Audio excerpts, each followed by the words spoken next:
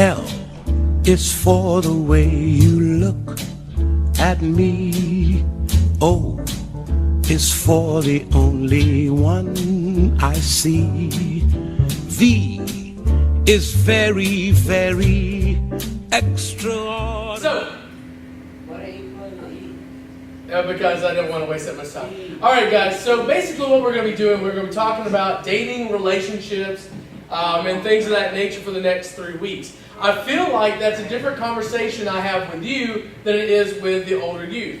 Okay. So let me put a caveat in before we start this, aka just a message before we get started. A lot of times we talk about dating. Okay. I'm bringing it up. A lot of times we do, and I'm saying this because. Not because like dating is the end all be all, like you gotta have someone to date or something along those lines. It's gonna be because it's probably something you're going to do at some point in time, so we might as well know something about it. Okay? So, but before we get started, I want to talk about some things. We have some cheesy pickup lines. Now, how many? Don't tell me, but how many of you ever heard or used a cheesy pickup line? You've heard some? Yeah. So here we go. Now I want to say there's a cheesy pickup line for everyone. There's a sad pickup line. So I'm going to give you some. For if you're a hungry person, here's what you say. You walk up and say, "If you were a potato, you'd be a sweet one." Right? Okay. There we go. If you're a money conscious person, you worry about money all the time. You can say this: "If I received a nickel for every time I saw someone as beautiful as you, I'd have 5 cents." Think about that. Think about that. All right. For a nerdy person. If you're a nerdy person, be like, "Is your name Wi-Fi? Because I'm feeling a really good connection." Yeah. Okay, here we go. If you're a forgetful person, this is what everyone just write this one down. For a forgetful person, "You're so beautiful, you make me forget my pickup line." Right? That's a good one. Okay. A historical person. Okay. "I'm learning about important dates in history. You want to be one of them?" Oh, yeah. Okay. Think about it. All right. Persistent person, okay? "Do you believe in love at first sight, or do I need to walk by again?" Right? Okay. I don't get it. You don't get it? Persistent means you keep trying. You keep trying. Okay. Here we go. And our last one for coffee addict. "You want some coffee? Because I like you a latte." A latte. Yeah. Horrible. All right. Now, guys, what we're going to be talking about. We're actually going to be looking at, this week we're going to be looking at the book of Song of Solomon. Okay, the Song of Solomon is a very explicit love letter between Solomon and the Shulamite woman. There's this woman that he sees that he just falls head over heels for, and he's writing her this letter. So, some context for our scripture today. Okay, it's actually... when you look at this, it also is kind of pointing towards the relationship and the love that Jesus has for us. And it's also literally talking about a relationship that Solomon had, King Solomon, who was the son of King David, the guy who threw the rock and killed the giant. So we have that. And this, we're going to be looking at some dating ideas from this text. Okay? Now, you're in middle school. All right, but can I get an amen? Amen. All right, you're in middle school. So really, dating honestly is probably not real close in your future. Some of you may have girlfriends, some of you may not, but really, dating is not going to be something that's too soon for you. But it's important for us to know anyway. Okay, so we're going to be kind of, instead of going over like tips, like, "Hey, don't do this, make sure to shower, don't do that." So, and that's just a good life rule, make sure to shower. But instead of talking about things like that, we're actually going to talk about what do you need to be and what do you need to look for as far as dating. Okay? So here we go. We're going to start off with qualities that you need to develop or look for in dating. All right. First set of verses. This is godly character. This is something you need to be looking for. All right? She. Okay, now, and this is a little bit sappy, so don't make fun. She, talking about the Shulamite woman, "Let him kiss me with the kisses of his mouth." Yeah, ew, totally. All right. "For your love is more delightful than wine. Pleasing is the fragrance of your perfumes. Your name is like a perfume poured out. No wonder the young women love you." Okay, so this needs a little explanation. All right. So first, let the kisses of his mouth. That's basically what you think. That's what it's talking about, okay? It's talking about kisses. But then it talks about perfume. Now, back there in these days, perfume and deodorant and baths were not common, okay? If you got to have a bath, it was like more like a weekly thing. It wasn't like every night, every morning, get in your shower. So people stank. They stank, okay? So, but like this oil and this perfume, it was expensive. So she's saying that pleasing is your fragrance, pleasing is the fragrance of your perfumes. She's not actually saying that, wow, you smell nice. That's not what she's saying. What she's actually saying is your name is like perfume poured out. All right? The basically saying his reputation. How many of you have ever met someone like let me rephrase. How many of you ever heard of someone you never met, but you know they're a good person because of their reputation? Right? You're like, oh yeah, you know what? That person will help me. You know, maybe it's someone in the youth group that you know that you're like, you know what? I don't know them well, but if I had trouble, they would help me. That's what they're saying. She says, your character is well known. Your character is awesome. You have godly character. Okay? So with this kind of thing, she's saying what's most attractive, what's most important. She's like, oh, you're pretty and all that jazz, but it's your character. Now for us, it's something like we got to be working on our own character if we really want to be the person someone wants to date. How many of you think one day you may get married? You think that's on the... And it's okay. Guys, honestly, I didn't think about it much until probably 8th grade, 9th grade, and then I was just like, hey, I'm going to get married one day. Other than that, I was like, I'm ready to eat. What are we doing? You know, what for dinner? Reese cups, let's go. But it was a person, Andy Stanley said it this way, and this is really good for you to think about. And this is good to think about for friendships too. All right? Marriage is not so much finding the right person as it is becoming the right person. Becoming the person you are looking for is, become the person you are looking for is looking for. Exactly. What this is saying is, how many of you, if you get married, you want to marry someone who's a great person? Like, if you get married, right, that's a no-brainer. No one says, I want to marry a lame person. Not like physically lame, but like oh, they're mean, they're nasty, they're rude, they're not godly. No, we don't do that. We say, I would like to be with someone who is a good person, a godly person. But are we becoming someone that person would desire? Okay, AKA, or also, think of it this way, like if you want someone else to be really nice to you, generally, what's something you need to develop in yourself? Being nice, right? And that's the same way with dating. If you want a good godly person, eventually you got to work on becoming a godly person. Okay, the second verse, here we go. This is growing trust. So we talked about godly character, that's important. Growing trust, this is her again. She's still talking. She says, dark am I, yet lovely. Daughters of Jerusalem, dark like the tents of Kedar, like the tent curtain of Solomon. Do not stare at me because I am dark, because I am darkened by the sun. My mother's sons were angry with me, which her brothers, were angry with her, and made me take care of the vineyards. And my own vineyard I had to neglect. Basically she's saying this, okay? And you're like, what in the world? She's basically saying, don't stare at me. Don't stare at me because this is weird. I don't want. She's insecure about what she looks like. Have you ever felt insecure about what you look like? Yeah, for the most part, there's some point in time you didn't look strong enough, cool enough, hip enough. I don't know if anyone uses hip anymore, but there's something like that, right? So she's insecure.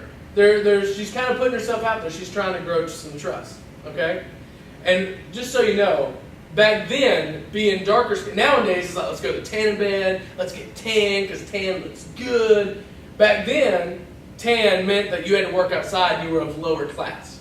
Okay, and she's like, I had to work outside, I have dark skin. And then she says the whole thing about my own vineyard I had to neglect. Basically, she's herself is what she's calling her own vineyard. She hasn't been able to do her hair, she hasn't got the makeup going on. She's hot and sweaty because she's been working outside and feeling very unattractive. All right? So you have these physical insecurities she has, right? Now, I don't know about you, but I have felt sometimes I have physical insecurities. How many of you hope to be tall one day? Right? This was my dream, guys. I was all about being tall. And in 5th grade, going into 6th grade, I was 5'7". Yeah. I was like, I'm destined to be tall. And then by 8th grade, I was 5'9". And I knew I was just shooting up. I'm going to be so tall. And then by 10th grade, I was 5'9". By 11th grade, 5'9". By first year of college, 5'9". Checked yesterday, still 5'9". All right? It was something for me that I was like, oh man, I'm really, this is a bummer. Because, if I start going bald, everyone can be able to see because I'm not tall enough to hide it. And I'm just thinking, what girl's going to like a shorter guy? Now, I'm not exactly the skinniest guy either. So I was just thinking, man, these are things, what girl's going to really like me if I'm not tall, I'm not dark, I'm short, hairy, and wide. Those are not the things you put on. But I met Teresa, and Teresa often reassures me, even now. She's like, you're the great height for me. You know what? You're the right size. You're able to pick up heavy things, and I need you to do that. She makes me feel good about my insecurities. Growing that trust. Okay? So high standards is the third thing. Next verse. Okay? Then she says, she's doing a lot of talking if you notice. Okay? She says, tell me, you whom I love. Let's just kind of move faster. Where you graze your flock and where you rest your sheep at midday. Why should I be like a veiled woman beside the flocks of your friends? Okay. Another confusing set of things. What they're basically saying. She's basically saying this. Veiled women during that time were women who gave themselves away for money. Okay? That's basically what it was. It's saying someone who's easy, someone who just kind of gives out anything that a guy wants so that she can get money and have them be around.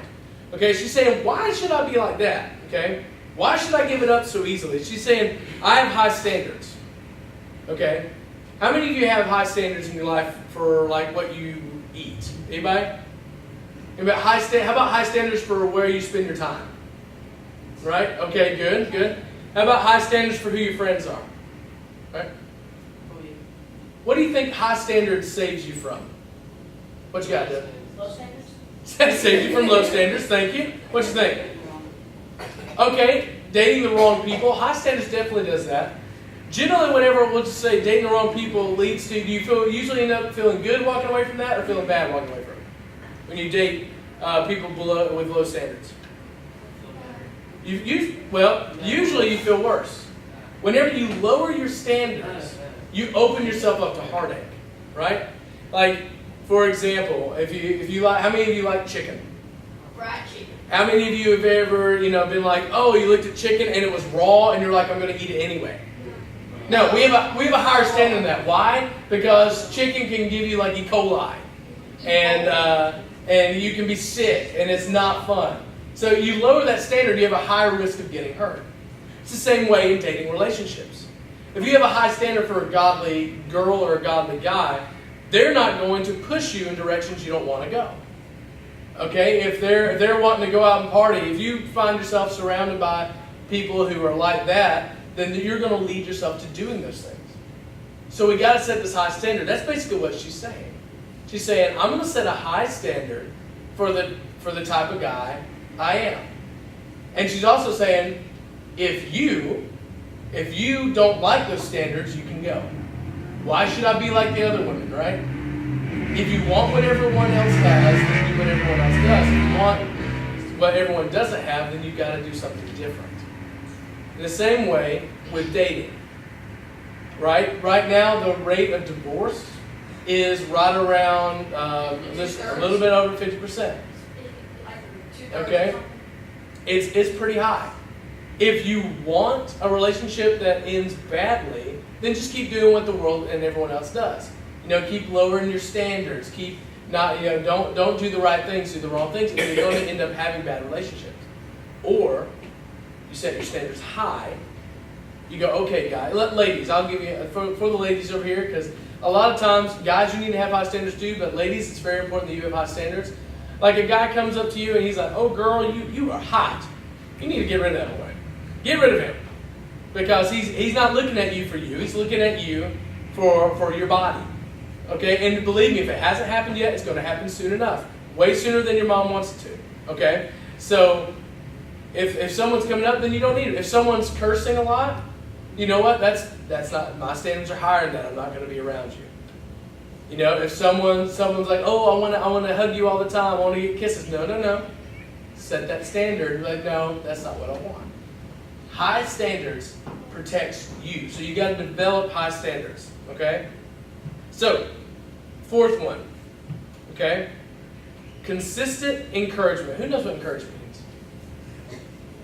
We'll go right here. But that's not bad. Let's look again. That's a good answer. Okay? So make you feel better. That's a good encouraging thing. Right? They're saying things that lift other people up. So here we go. Now he's finally talking. Okay, so she said her stuff, she's talking about her insecurities and all that, and this is what he says. Because he's quite swarthy, okay? Meaning he's smooth. This is what he says. He says, I liken you, my darling, to a mare among Pharaoh's chariot horses. He calls her a horse. He says, girl, you look like a horse. And now it's not just a horse, okay? This needs a little bit of explaining because I'm going to go ahead and tell you guys, don't use that pickup line. You look like a horse. No, what he's actually saying, what he's saying, now you got to know the context here. Listen up. So Pharaoh's chariot horses. During this time, the Pharaohs, the Egyptians, their chariot horses were these pristine, white, beautiful horses. And they were even considered by the Egyptians to be like godlike. They're like to be deities. They are so fair and so beautiful and all this. And so he's basically saying, you know what? Your dark skin that she was worried about, say, you are white as snow to me. You are beautiful. You are beautiful the way you are. I compare you to something that is so great, a prized animal. You're beyond value. Sounds a little bit better now, doesn't it? Right? More than just a horse. Okay? So you're more than a horse. All right? So what is he doing? Okay, he's not just buttering her up. Okay? He's not lying to her. He's not coming up and saying, oh, well, you're kind of ugly, but I'm going to say you're pretty so you like me. That's not what he's saying. He is encouraging her. He's saying, you know what? You are beautiful the way you are. You are beyond value the way you are. And so he's building up this encouragement. Okay? And so then he says this. Okay? So then he says, how beautiful you are, my darling. All right? I just love the language. My darling. Oh, how beautiful. Your eyes are doves. How handsome you are, my beloved. Now, it's okay that a guy calls a girl handsome in this context, okay? So, it may feel, don't do that now. Be like, you are so handsome. They'll be like, that's weird. But what is he doing? He's building that trust. He's encouraging her. He's letting her know that she is beautiful. She is worth it. Guys, if you want to look better in the eyes of a girl, listen, and it doesn't quite work the same way the other way, but guys, if you want to look better in the eyes of a girl, be encouraging. Okay? Learn to encourage. Learn to notice things. Learn to have good conversation. Because the better you're at conversation, it doesn't matter how good you look. If you are encouraging, if you are caring, and all that, you're going to look a whole lot better to them. All right? Maybe not now, because now they might think it's kind of weird. But later, they'll be like, oh, you'll have the guy who looks like, well, I was going to say Fabio, but that's not a relevant thing. Who's Channing Tatum? Is that considered a hot guy right now? Archie Manning. Did you really say Archie Manning? Like Peyton Manning's father? Yeah. Wow, okay. Don't worry about it. All right, so yeah, that's a long time ago. Thank you for reaching back, though. Thank you for reaching back. But you want to look better, you need to learn to encourage, okay? So the character, the trust, this is what you need to be working on yourself. You want to be a good person in a relationship. You want to date someone who is of high character and all that. Listen up, guys. Then you need to work on those qualities in yourself. So let's see what the result is, okay? So she feels special. Next verse, it says this. She says, I am a rose of Sharon, a lily of the valleys. He says, like a lily among thorns is my darling among the young women. All right. Basically, she's saying I'm a rose. Okay, I know you're thinking the rose of Sharon. That doesn't really matter. It's the fact that she's a rose. That's what you need to know. All right. She feels very special. In the first chapter, she's insecure about how she looks. After encouragement, after building trust, after having high standards, after having a good character, now she feels special. He adores her. He treasures her. She's valued. Okay. Second thing is this: she feels secure. She says, like an apple tree among the trees of the forest is my beloved among the young men. I delight to sit in his shade, and his fruit is sweet to my taste. So what is she saying? Say it now, that you're like, fruit, sweet to taste, what are we talking about? It isn't as bad as you think, okay? What it's talking about here is that she feels protected. Okay? It's like a tree amongst the forest, she's guarded, okay? And his presence is incredibly enjoyable. And she really enjoys being around him. So we're talking about that his fruit is sweet to my taste. That's what he's talking about. Your presence. Have you ever had someone that you just enjoy being around? Yeah. Like, you're with them and it's a good time. That's what she's talking about right here. We're not talking about anything beyond being in each other's presence, having a good time, okay? So, moving on. Number 5. It says this, okay? And this is where it gets a little mushy. It says, strengthen me with raisins, refresh me with apples, for I am faint with love. Wow, right? His left arm is under my head, and his right arm embraces me. Okay, so what are we talking about? Now, this is actually for your group. This is the last part that we stay in Song of Solomon. All right? Basically, she's saying this. She's saying, I'm really enjoying your company. I'm enjoying being with you. Give me a hug. Hand behind the head, embracing. Like that part in the movie at the very end, and they're like, the music's playing, and like it zooms into like the circle, and they're like, happy forever after. That's this moment that she's creating. It's right there. All right? That ending moment of every Disney movie, right? Well, of the classic Disney movies. So they're coming in, but notice this. And I want to say this to be clear, okay? At this point, other than the first part, this is the first actual physical touching they have.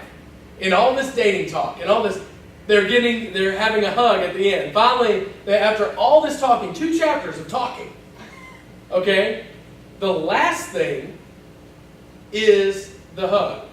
See, now, for y'all, dating right now, you're not doing that, but whenever you hit high school, you're going to start wanting to date, or at least want to be around girls and guys. And there'll be people out there, the girls and guys both, that want to start with the physical nature. Want to start with, hug, let me kiss you on the cheek, things of that nature. No. You set a higher standard. The last thing mentioned here is the physical touch, is the hugs. For you, if someone ever comes up to you and they want to skip, building character, trust, all that jazz, they fall below your high standard. Because you don't start there, right? Whenever you start there, it progresses very fast. So that's what we're talking about with that, okay? So we build character, godly character. We build trust. We encourage one another. And then you can pursue beyond that, okay? How many of you know someone in your grade who's dating someone? Let's go ahead and let's get this out there, okay? Right? Are any of you currently dating anyone before I bash you? I'm kidding, I'm not going to bash you. But, okay. Now, would you like my personal opinion on middle school dating? Yeah, thank you. Don't do it. It's dumb. It's pointless, you're too young. Actually, funny story. Whenever I was in 5th grade, mind you, a girl comes up to me. Her name was Amanda Brown. Amanda Brown comes up to me. Amanda Brown is like, you know what? We should be girlfriend and boyfriend. And I looked at her, who my mom had taught me young. I looked at her and said, we are way too young for that. And she goes, excuse me, we are way too young? We are not way too young. And she just chewed me out. We are 5th graders. We are the oldest kids in school. We are, because ours went through 5th grade and then went to middle school. And then she hit me. I mean, like Amanda Brown, she could punch. And it hurt. And I just remember, she got done, she chewed me out and all that. Later we were friends, but like much later. But right now there's no point. There's no point, and honestly, my personal opinion is, as far as dating goes, you need to just build your character. Build who you are. Build good friendships. Even in high school. My general thing for high school is to say, don't date. Why are you going to date? One, if you're under 16, the parent's going to have to go with you anyway. And then the second is that, the people in high school are great and awesome. Your friends right now are great and awesome. But then you're going to go off to college. And you're going to learn more who you are. You're going to have a new set of friends and a whole new group. And it's just like you're more ready then. But I'm glad. I want to say I'm actually very encouraged to hear that all y'all are not about dating right now, because it's not always the case in middle school. But what you need to be working on, what we all need to be working on, is building up what we think our future spouse would want. And what I mean by that is, if we want a godly spouse, we want a godly relationship later on, we need to build up our character, our trust, our encouragement, and get those things and have the high standard. So that we being y'all, we not me, because I've already found a lovely lady. But so that you are prepared to be that person. And it doesn't start like once you start dating. You don't start becoming a better person when you start dating. You start becoming a better person now. Even if you don't get married until you're 27, all right, or you're 30, or whatever, you're right now you are starting that path of becoming a godly person to where you're going to be a great spouse one day if you choose to get married. Does that make sense? What we're going to do is we're going to pray, and then the countdown's going to happen. Then we're going to have worship, and then you're going to get to go play. Does that sound good?